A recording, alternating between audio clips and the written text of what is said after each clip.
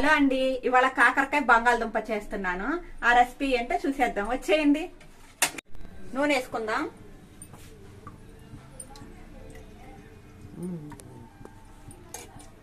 ఇప్పుడు ఇందులో కాకరకాయలు వేసేద్దాము.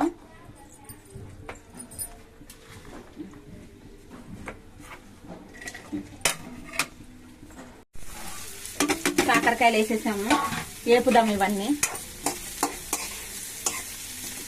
కాస్త కాకరకాయ వేగాలి. ఇవి మధ్యలో ఒకసారి కలుపుకుంటూ ఉండాలి, అడుగంటకుండా కొంచెం బాగా యాగాలి. వేపుతూ ఇది కలుపుకోండి, లేకపోతే మాడిపోతాయి. మధ్య మధ్యలో ఇలా కలుపుకుంటూ ఉంటే వేగుతాయి. ఇందులో ఉప్పు వేసుకుందామండి, కాస్త ముక్కలకు పట్టి బాగుంటది, చప్ప చప్పగా లేకుండా. కాకరకాయలో ఉప్పు వేసుకున్నాం కదండి, కాకరకాయల వరకే వేసాను. ఇప్పుడు ఉల్లిపాయలు వేసేసుకుందాం, కొంచెం ఉల్లిపాయలు. ఇది కూడా బాగా వేగాలి. మనకి కాకరకాయ వేగిపోయింది, అందుకే ఉల్లిపాయలు వేసాను. ఇవి కూడా వేగాలి. ఎల్లుల్లిపాయ వేసుకుందాము. ఉప్పు కారం కలిపిందండి, ఈ కారం వేస్తున్నాను. వేసి కలుపుకుందాం. ఇందాక ఎల్లుల్లిపాయలు వేసాం కదా దంచి, ఇప్పుడు ఉప్పు కారం వేసి బాగా కలుపుకోవాలి. ఇప్పుడు ఇందులో బంగాళదుంపలు వేసేసుకుందాం. ఉడికించి తొక్క తీసిన బంగాళదుంపలు అనమాట, ఇవి వేసేసుకుందాం. వేసేసాను, కలుపుదాం.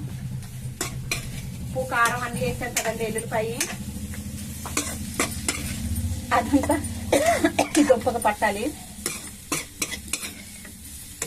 మంట మీడియం ఫ్లేమ్ లోనే ఉంచుకొని బాగా కలుపుకోవాలి. మరీ ఎక్కువగా కలపకండి, ఉడికిన దుంపలు కదా మెత్తబడిపోయి ముక్కలాగా కనపడదు అనమాట, గుజ్జు గుజ్జులాగా అయిపోద్ది.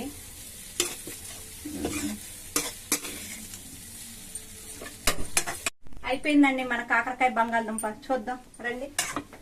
ఇదిగోండి అయిపోయింది, ఇంతేనండి.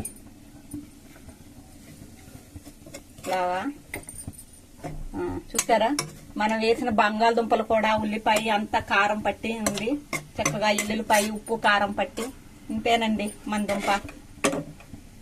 రండి టేస్ట్ చూద్దాం ఒకసారి ఇది ఎట్లా ఉందో. కాలిపోతుంది. సూపర్ ఉంది, బాగుంది, బాగా కుదిరింది. మీరు కూడా ట్రై చేయండి.